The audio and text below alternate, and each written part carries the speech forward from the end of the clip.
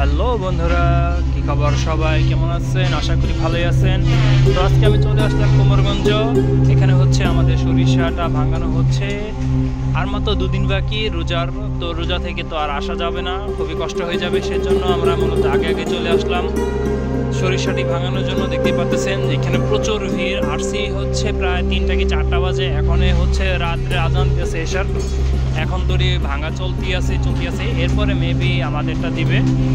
এখনও প্রায় 1 থেকে 2 বস্তা বাকি আছে। তারপরে হচ্ছে আমাদেরটা প্রায় আরও 1 ঘন্টার মতন সময় লাগবে। তো দেখতে পাচ্ছেন যে মূলত ঈদের যে একটা মানে রোজার যে একটা মানুষের মধ্যে সৃষ্টি করতেছে, সেটা কিন্তু ভালো লাগতেছে। দেখতে পাচ্ছেন আজকে এখানে অনেক ফুল জমা হয়ে গেছে। যারা ভাঙাইতেছে তারা সরিষার তেল নিয়ে যেতেছে, বা সরিষার যে একটা খোল হয় সেটা দোকানে বিক্রি করে যেতেছে। তো দেখে ভালোই লাগতেছে।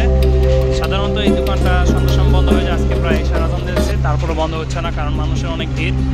বিকাল সময় অনেক ভিড় ছিল, এখন রাত্রের সময় তারপরে মানুষ অনেক ভিড় করে আছে। অনেকে হচ্ছে সরিষা হয়ে গেছে এখানে, কালকে নিয়ে যাবে ওনারা।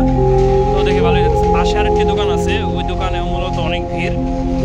দেখতে পাচ্ছেন যারা নিয়ে ওখানে কাজ করতেছে মূলত তারাই রয়েছে। অন্যান্য কাস্টমার যারা ছিল তারা সবাই চলে গেছে এখন।